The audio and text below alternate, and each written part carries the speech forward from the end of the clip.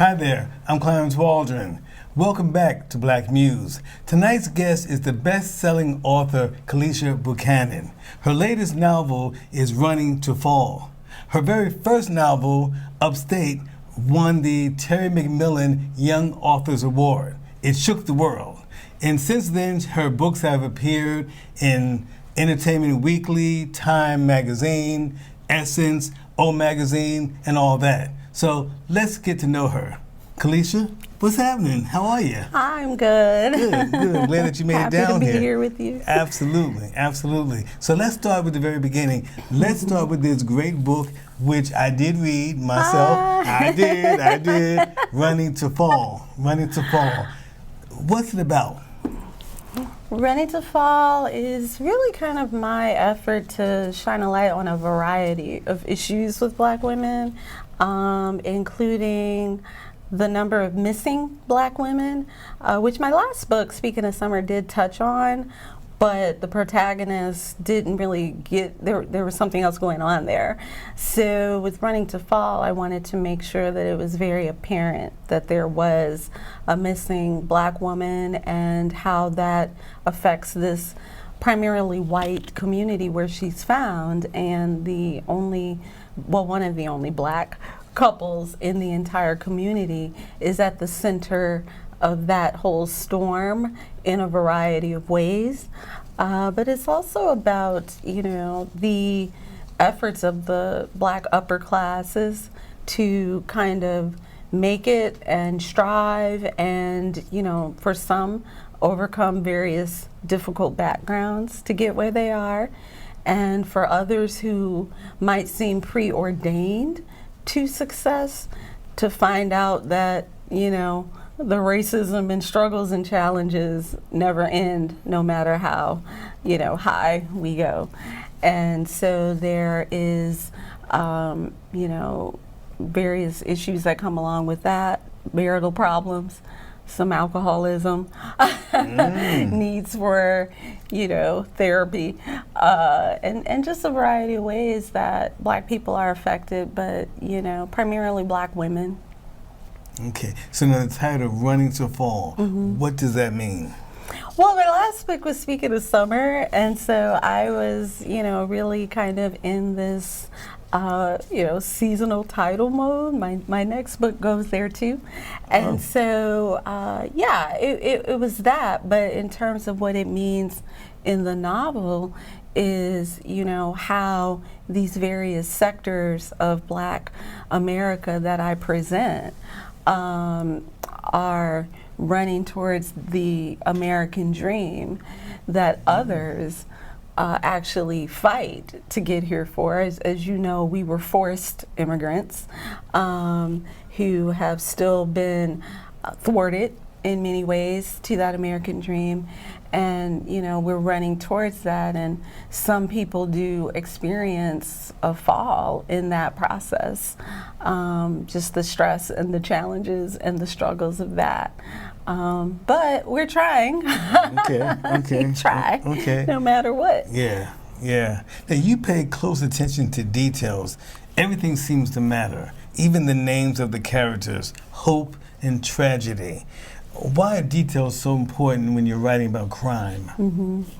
Yeah, well, being conscious of the audience, which doesn't necessarily come naturally to me when I'm writing. It's always been such an interior process, but, definitely throughout editing and rereading and revising and being conscious of the audience, the mystery suspense genre is dependent on clues. It's dependent on, as opposed to this kind of more, cerebral introspection or featuring the relationships of characters that you might find in, other genres. The mystery suspense genre has an expectation that audiences are going to be trying to piece together their version of events. And as the, author, you want to try to help them along, but stay ahead of them as well, which is the fun part, in the writing is just trying to give enough but not give it away, and to always kind of stay, a few steps ahead of the reader when you know what's coming, and they don't. Okay. Now, how long did it take you to write? This is a pandemic novel. Okay. Okay. So a lot of distractions were removed. I had started it. I'm always writing. I'm always writing things. Things are always in motion, always in progress, and it just becomes sometimes a matter of a spark that gives one particular thing some propulsion that the others don't have. And so, during that period of time where, as you know, we were all kind of separated and confined, which for me as a writer wasn't exactly a foreign thing. I know there was a lot of tragedy that came along with that, but actually it was my ideal kind of circumstance. So I started it during the pandemic and finished it in the pandemic. So about I'd say less than a year to get it to the initial version, and then of course after that there's editing and all of that. But there are actually threads of the book and passages of the book that had been written years before, with certain characters, in particular Hope, the earlier version of Tragedy, because I was, invested in writing about these girls and what they experience, but didn't quite have a way to make it, to a firework really for her. And also not wanting to kind of dwell in the unfortunate backstory, but wanting to bring somebody up above that. And so, I don't know when the earliest passages were written, but in terms of my intentional, I know where this is going, and I know it's going to happen, and what this is now, about a year. About a year, okay. Yeah. Okay, what do you want us to take away from the book? After we read it, how do you want us to feel or to think or, I had actually written the ending as what I thought was going to be the beginning. It actually started off at the beginning, and then it didn't, it wasn't, I kept realizing I need to go back, and so just the accountability, of the characters, the acceptance of their flaws and who they are, and where they come from and how they got to where they are is something that I think we all can learn from, and something that was very important to me when I was writing the characters, but definitely an appreciation for the experiences of Black African American trailblazers, the people who kind of go into these uncharted territories, where in a lot of ways the setting, Grace and Glenn's, is this, analogy for many things. It's an analogy for, the Black people who came from the South to the North. Now they are the characters are in the North already, but the community is but it's pretty much what our ancestors met on their journeys, and so but it's not just locational, it's institutional, it's social, definitely educational. We have just seen our Supreme Court determine that affirmative action, for whatever reason, is unfair. Don't get me started about that. Don't. Continue on. Yeah. And so, we are still in that place where we are very present and are very,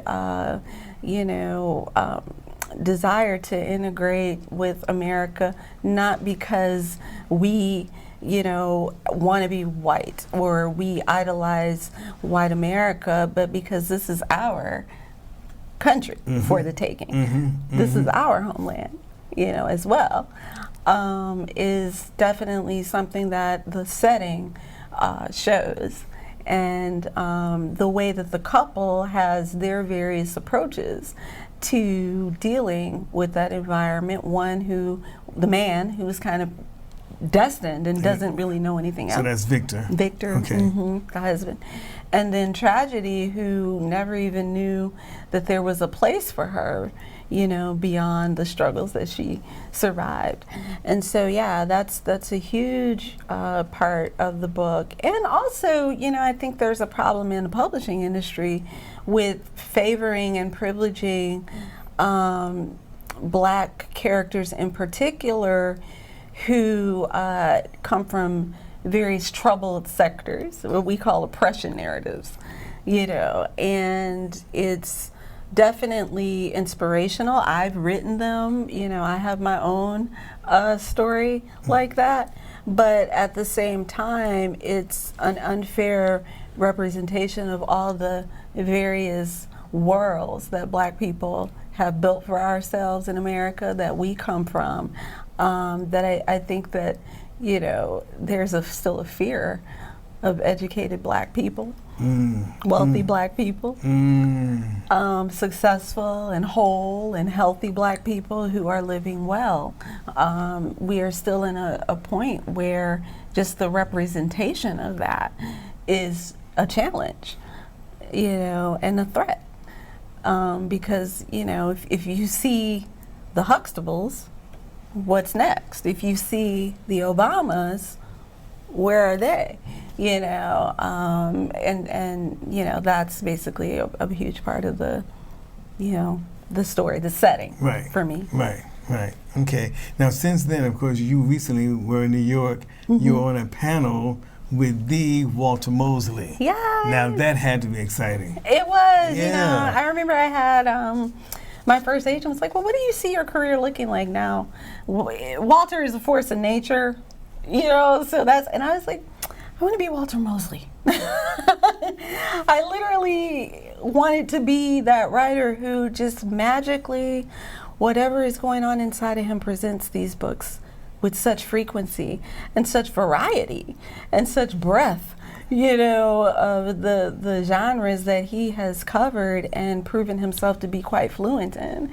And so I was very fortunate. You mentioned the first novel. Walter was an early fan and an early supporter. Oh, really? Okay. Yeah, he really, for whatever reason, this Upstate book just came out of nowhere. And it was really, really like to see somebody like him actually, know me and know my work was really amazing. So it was just wonderful he's so eloquent, and so benevolent with his mind, and to actually be able to be in a situation where to be looked at as, not necessarily a peer, but someone who is on that level of being able to also influence audiences and stuff. It's just really amazing. And so, yeah, he definitely, I have so many of his books, but I was certain to get a signature, another autograph from great Walter Mosley. Yeah. And so, yeah, just very like approachable and humble and giving and tireless person. He actually helped co-found a group called Crime Writers of Color that that I definitely am a part of and support and follow the authors, and they follow me. Yeah, so one thing I love about Walter is, as we were talking with the book, despite his success, he does not forget where he has come from. All right. And he is not shy at all about making it clear his allegiances to the Black community and Black writers, Black people, and the struggle against racism. And so that alone, just to have, is comforting, to see that this is still prized and valued, like a modern day Baldwin, although they write different things, but that we still respect those voices and prize those voices. And I hope to be one of them, while making it clear we are so much more than how we have handled racism and oppression, which is, where Running to Fall does touch on. We are so much more than that. Our stories and who we are, our humanity stretches so far beyond that. So it's exciting that he has worked in the crime and mystery genre, which is just a classic form, for writers. And so that's also fun for me to work in too as well. Cool. Now let's go back to your first novel. I think that I misspoke. It was called Upstate. Yeah, right? you said that. I did say it? Okay, I didn't. Okay, describe the storyline. Yeah, so Upstate tells the story of a couple, Antonio and Natasha, who are separated when Antonio is accused of a crime, sent off to jail. The title Upstate, is where the prisons are concentrated in the state of New York, where I was living when the novel kind of came to life. And that I was in Harlem, living on the block, so to speak. Harlem was not the Harlem today. And so I, definitely had a lot of brothers who looked out for me, people, our communities, and they knew I wasn't from there. And so in making friends with all these people, I, would hear a lot of them saying, oh, so-and-so is upstate, or, they just came back from upstate. And, I was thinking vacation, my little, because in Illinois, it's downstate. Well, as an East Coast, yeah, you already know. Right. But I didn't know. Right. And so I was just like, oh, okay. And I don't remember how it came that I finally caught on to what they were really referring to, because I didn't have the biases and the stereotypes against my own people that other people, I'm thinking these people are going to the Catskills and all that. Right. And, so that's where the title came from, was me just investigating and learning, wait, there's this swath of a whole state where it's just prisons, which for us in Illinois is downstate. Mm-hmm. And also reading a statistic which has since been debunked as not totally accurate, that there were more black men in prison ages 18 to 24 than college. It definitely is still an overwhelming number, but I forgot what was actually corrected about that. But still, and so there was a lot of anger, in finding that out and in learning that and in reflecting on my own experiences of going to school and noticing how the black men were the total minority, percentage-wise, beneath black women. And so knowing that experience and what that was, and I just kind of wrote the book. It's letters, they're letters for 10 years, showing the bond that black men and women do have, and the tragic kind of effects, the ripple effect of the incarceration system on communities, the women, the children, the educators, the people who work in incarcerating their own people because they need a job, and all these various ripple effects, trying to strive with so much of our community shut away for petty reasons, stricter reasons than other people. And so it was, my kind of testimony in a lot of ways. And above all, I considered it a love story. Is it a love story? Yeah, I definitely considered it about love, and a love that I was proud to kind of show between a particularly young black man who, at the time that I wrote the novel, we were in that period where, there was the hood literature, the urban fiction, super popular, but featuring a lot of abusive male, black men, or the films, beautiful films. Our great filmmakers such as, John Singleton and F. Gary Gray, their stories were valid, but left out I think, a softer part of black men that, you know, I was happy to kind of be able to portray. Yeah, yeah. Now, that also won you the Terry McMillan Young Writers Award. What was that about? How, that had to be exciting as well. It was, and basically there was a woman named Terry Williams. You know Terry, I know yes, Terry. yeah, everybody knows Terry. Publicist, absolutely. And Terry, I had interviewed her when I was freelancing and struggling in New York, and you know, she always loved the interview I did on her, because I knew that she was a big publicist, but you know, I just approached her as a woman that I just looked up to for doing what she was doing and surviving what she's written at length about surviving. And she called me after that interview and said, you know, it's very rare that people get you. And you did, and thank you. And after that, when I moved to New York, she would just invite me to stuff and parties at her house with Johnny Cochran and, you know, the Will Smiths and all them there and stuff like that. And she actually was really great friends with Terry, who was looking for a way, who's another one who always reaches back to inspire the young people. Okay. Yeah, it's they actually together sponsor a lot of young black people, which is something that she doesn't really toot her horn about, but it's going on. And she's just like, I just want to give an author an award. I just want a young author and somebody, and Terry was like, you've got to meet Kalisha. You know, you got to read this book. And she gave it to her, and I mean, it was just like I said, I mean, when you have these people that you have aspired to be like, you know, all of a sudden telling you that you're great, and loving your work, and you're like, what?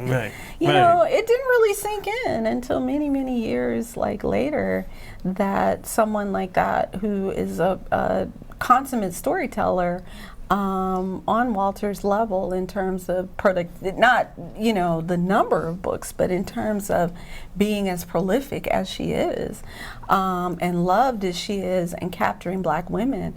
So yeah, it was really great. I got to go to a conference and get an award and meet her, and she supported my later books as well, and is still writing.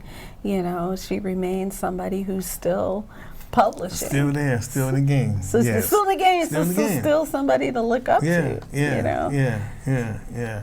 So now, you're richly educated. You have a degree in English from the University of Chicago, master's as well. Then you went to up there in New York, with the New School. Yeah.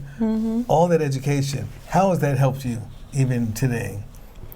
You know, I tell everybody all the time, I speak with young people a lot. I mean, education really was the key to my world. To come to a city like Chicago and go to an institution like the University of Chicago, and to meet the people that I was able to meet, to be in a place where who I was respected and pushed and appreciated and desired, you know, it just was just absolutely incredible. I mean, to have had a dean like Michelle Obama, who was there at the time working at the Community Affairs Office and started the first Community Affairs Office. They had never had that there.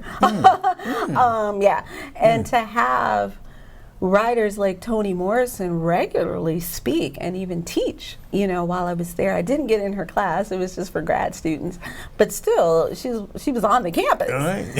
You know, in your world. She was in my world. And to have a place that actually would give students money to put on events. And so that's how the black students, we were able to invite Sonia Sanchez, Gwendolyn Brooks, Nikki Giovanni, John Edgar Weideman, you know, Derek Walcott. I mean, it just was absolutely incredible, because it's like, you know, these were people that it's my version of Hollywood. Okay. You know, it's like somebody going to Hollywood and auditioning and finding themselves on set with Denzel and Angela Bassett. You know, I'm like, wait a minute, these people are real. They're real. They you know, they are not just something in books. They are actually real people, and I can be one of them. And so that just opened my eyes. And then going to the New School, which had made it a point to, I mean, New York is the headquarters. Capital of everything. Yeah, it's the headquarters Yeah. for writers. And so, you know, to have people like Sapphire and Hilton Als and Edwidge Danticott, professional, actual real writers who are your teacher. Yeah, it's like, you know, that was just incredibly amazing. And so, yeah, I credit that education to my career, both with giving me a background in great literature to set a bar of what I should aim for, and also to put me, to acclimate me to the world of people, so that when I finally, you know, got there myself, I wasn't intimidated. You know, I didn't necessarily suffer from imposter syndrome, you know, and I actually felt comfortable and had been acknowledged and appreciated and respected. And above all, it was just a lot of fun. I met, you know, my lifelong friends. Education brought me to you. You interviewed me to get into a place like Columbia University, which was, that was the dream actually, was to go to New York first, but for a variety of reasons I decided to stay close to home. But, you know, so that education opened up this world of people to me that, you know, have been lifelong family, lifelong friends, allies and supporters in, you know, kind of a narrow experience. Yeah. Okay. People always want to ask, how do you publish a book? What do you do? Talk about just what you should do if you want to write a book. What should you be doing? Well, you know, if you aren't reading and writing all the time, it's going to be very hard for you. How so? Why is that? Well, it's musician. I mean, you know, we LeBron James didn't get to be LeBron by sitting on the couch watching the NBA. Okay. He was with that ball outside, you know, and it's no different. We believe the tools of writing are super simple. Pencil and paper is all you need. And I think that's very deceptive, you know, and now a computer. It's very deceptive to think that this is an accessible achievement. However, no matter how humble the tools, the actual undertaking is extraordinarily difficult, and it's a commitment. It requires a level of isolation that, as we saw in the pandemic, not everybody is suited for, and people can get very disturbed and unsettled and destabilized by. So, you know, staying healthy in a variety of ways is very important. There's this myth that writers, you know, the romanticism that, you know, we're alcoholics and, you know, smokers and drugs, you know, the roaring, you know, the Hemingway with the cigarette, right? It's like, okay, yeah, we know that Maya said she took a bottle of, I think, rum and her typewriter and pencil paper to a hotel, but we know that wasn't Maya's everyday, you know. And so, yeah, you know, your health is super important. But it depends. If for you it's just about getting a book out in the world that you can show people, that is extraordinarily accessible these days with the variety of tools there are. And many of our great writers, people like, you know, Donald Goyne started off like self-published and you know. But if you are looking to be in a world where you do get the press, and that is going to lead to teaching opportunities, speaking opportunities, panel opportunities, and things like that. You have to have an agent. You know, you have to work hard to finish a manuscript and do your work to track down a team of people that believe in you. It's no different from, Hollywood. Like I said, I bring up the sports world. A lot of people don't understand. These athletes are educated. They got where they are by school, by putting themselves in a pipeline of people that knew how to navigate the intricacies and milestones to get to the highest points that you're not necessarily going to be able to reach on the playground or just being the best. And so, that's more what I was interested in. I wanted, to see my book at the airport and Barnes and Noble and, the libraries. And so, you definitely have to get an agent, and you definitely have to read, hone your craft. It is a job. I have periods where I write every day, and then I have periods where I don't.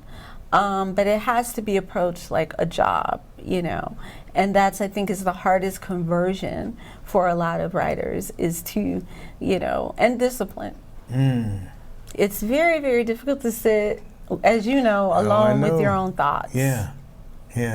And to be able to control those thoughts and to work with those thoughts and to form those thoughts into something that is accessible to a variety of people and not just yourself, and meaningful and important. And so, I think more so than what I see a lot of young writers do, or older, it doesn't matter, is thinking that putting themselves in conferences and around writers is going to do the trick. You'd be better off staying away from people and finishing your own work than running around in writing communities and going to readings and asking writers for help or to get an agent. You have to finish your own work. Nobody is going to do that part for you. And after that, once you've done that, it's having a deep, undying fire and belief in yourself that I still, have to have, that you can finish and continue, because the hurdles don't stop. They continue in these, professions. You're only as good as your last book, your last part, your last championship. And it only takes a couple of stumbles to kind of lose that bearing. And so, once you do have the team and the people, you surrounding yourself with people who are like you and doing what you do is extraordinarily important to stay moving. Profound words of wisdom. I've never quite heard it like that, but you told the truth. Here it is. It's the truth. Wow. You can give people false hopes, but there's nothing. Your work is all that really matters, and your belief in your work and your refusal to quit and your refusal to stop. And you will get I still get rejected. Many writers still get Walter famously wrote about being disciplined on his own TV show. It's Walter Mosley working in a writer's room and finding out that how he's expressing himself or speaking of his characters is wrong. And so that thick skin, tough skin is very, very, very important. Health, faith in yourself, and appreciation as well. I've stayed very loyal. I believe in long-term relationships. I believe in gratitude to the people that have been a part of my life and my journey, and always paying homage to those people and respecting what I'm given is also a huge part of it. It's helped me to in the dark times or the low times to kind of keep going. Cool. Now you're from a little town downstate. Yeah. what's it called again? Kankakee. Okay. I never heard of that before I met you. So what is that? A small little town? Is it a suburb? What is it? It's not a part of Cook County. It's actually 2 counties down. Even though it's only like an hour away, and it is worlds away. And I have to say that it's a bittersweet experience, because on the one hand, being born in a small place with a low population and very insulated despite such proximity to the city, gave me the opportunity to know both sides of my family and to have both sides of my family. I mean, literally I could walk or bike to relatives in either direction, northwest, east, or south. Just start walking and start riding. Okay. And I was at somebody's house. Yeah. I mean, that is, I really, once I moved to the cities and realized that there are kids who, it takes them an hour and a half to take the train to school. Or, people, to see their families need a 2-hour bus. I really appreciated I didn't appreciate what a rare opportunity that I had to stay surrounded by so many family, and to have these grandparents and these great-grandparents who were still alive and healthy and with their wits that I could just go talk to and soak up everything they had to say, like I was just like a sponge, listening to their stories and hearing their views and, being very encouraged and protected by them. But, there is an element of what I think has not been so eloquently put as Barack Obama in his legendary 2004 Democratic National Convention speech, where he first kind of came to national prominence, where he said there's a cult of anti-intellectualism plaguing many communities. And that was the flip side of the coin, where because it was not, at least the side of the tracks that I was on, necessarily an environment where education was the norm. There were a lot of challenges and struggles with me just being who I was naturally. And so, you have a situation where you can achieve with a ball, you can get on a stage and look like one of Michael Jackson's backup dancers. You can sing like Aretha, and that's all prized. But when you exhibit certain talents and proclivities in other arenas, the arts, intellectualism, there is the, accusation that of acting white.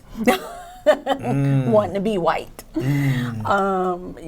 thinking you're better than everybody else. Right. And then at that point, there is a part of that community that, feels like it's their role to keep you in your place. And so, I went through a lot of suffering. That's why it's very important for me to talk to young people today, and let them know that who they are and going after, what they believe in does not make them anything but who they are and what they believe in. Absolutely. That it's not, acting white or something to suppress, which, once again, I was fortunate to have so many older generations who their goal in coming to the North was to produce people and like me, to have a lineage, and I was very fortunate that so many of them who are, passed on now were able to, see me, and I always came back, and I always, was there. My little certificates, driving my little car, my book, I did it, Grandma, I did it. And, and just to have lived, or for them to have lived long enough for me to see just the pride in their eyes and the joy and the security and the stability that gave them in terms of their life's purpose. It's just something that I cherish, despite the challenges of being that rare African American achiever in education. who, unfortunately we still have sectors of our community and whole parts of the Black community where this is almost, beaten out of people, or not physically, but mentally and psychologically.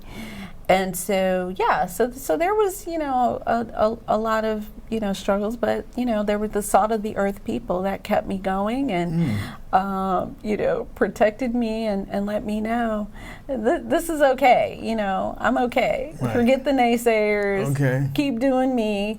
And, it all worked out, and it's something that can never be taken away from me. And I, that value having all that family and all those people and God-fearing people and,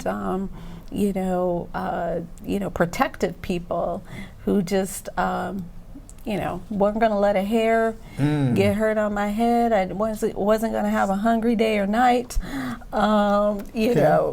That was never going to happen to me, and it gave me the confidence and the fortitude the fortification to be out in a world where it never ends. The naysayers for us never ends. Always there. Always. And so, that strength and that fortification was more valuable than I realized that at the time. Yeah. Now, this is the Black Muse video podcast. Is there anyone in particular that inspired you? I know your family, your grandmothers and all. Anyone in particular that really stands out as someone who really said things to me that I needed to hear and really encouraged me? Can you think of anything? Wow, Clarence, it's been so many. Okay.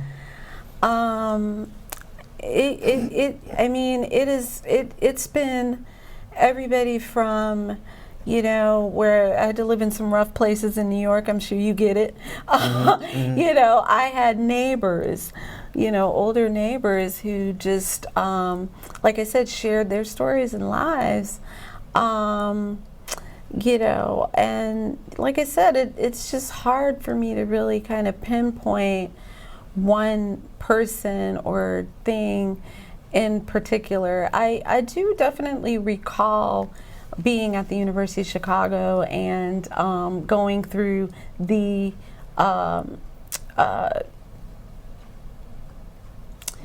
not to go back to the affirmative action, but the stigma that you are there for that, which I didn't even know. I'm like, hey, I was always, the best at what I did. I didn't even understand that, there was a belief. Yeah, any doubt. Yeah, that there was any doubt that I belonged and could be capable. And but it takes a toll.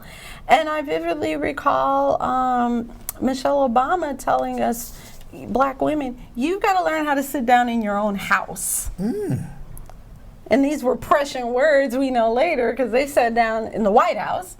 But yeah, and it was like, after that, wait a minute, everywhere I went, this is my house. Okay, yeah. I don't care where it is. This is my house too. Right. And so that definitely has always stuck with me. And, I've had, it was Sapphire, the author of Push, who actually is the one who told me to, write Upstate. And who, I was going to write something different for my thesis, and I just told her the story.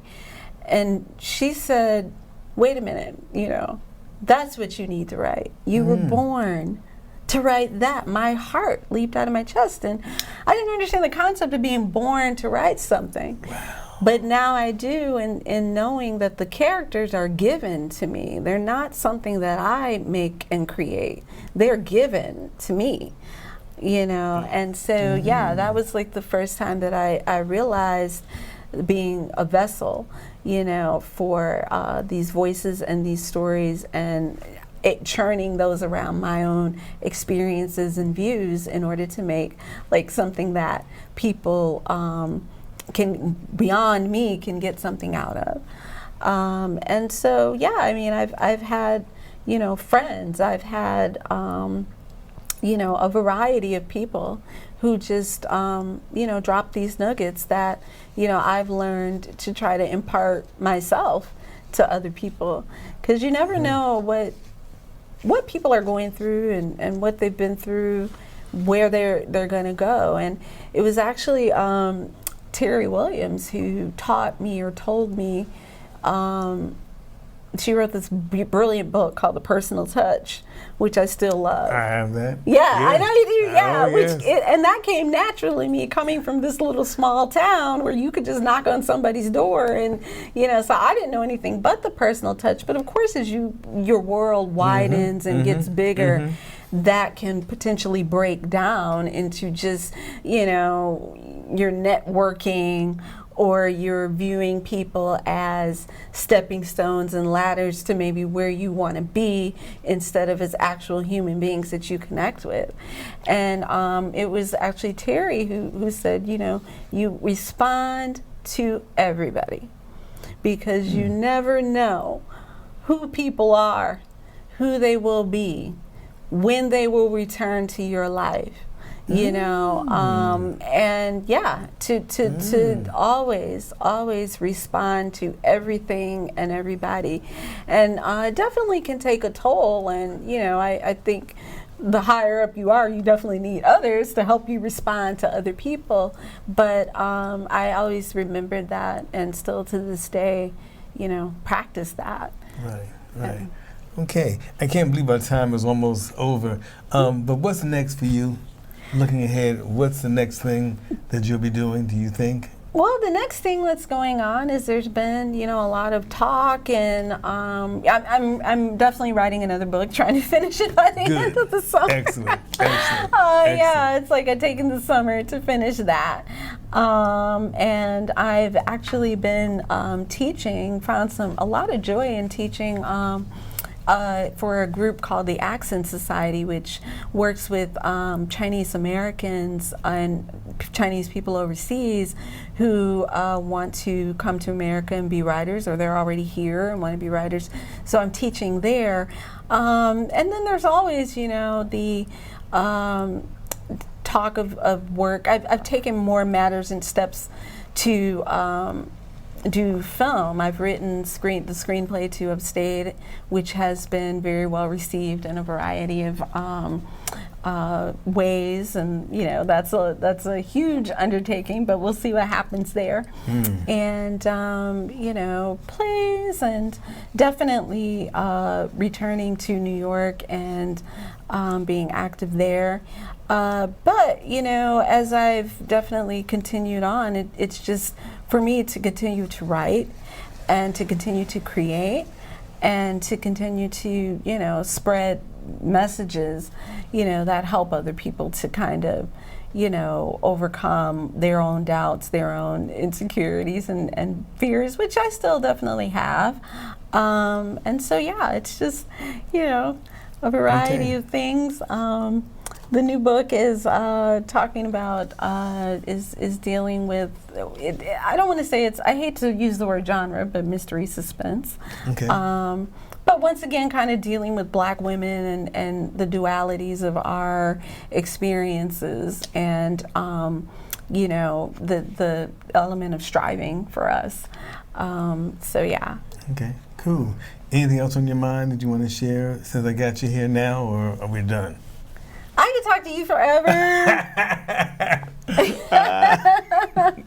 I mean, it's like I do talk to you forever, and nothing but how much I love this show, and how much I love you, and how much I am just definitely honored to be in the company of these just incredible, esteemed guests that you have had. And once again, in talking about how people inspire you to watch you look back on all these people in your career and your path, and to uplift them, and have these beautiful conversations with them, is just something that for me is super inspiring. And I learn a lot from these conversations and this show. And so, yeah, I really, really love it and hope that, you do many more. I come back many, many, many years from now. Oh, absolutely. Come back to Black Muse and, sit with the variety of Black excellence, ranging from the arts to, culture, to, literature, journalism, that you have presented to America. The theme and the tone of Black excellence is just one that I'm here for it. All right now. On that note, thank you very much for coming. You're welcome. Please click like and subscribe. Please click like and subscribe, y'all. Thank y'all.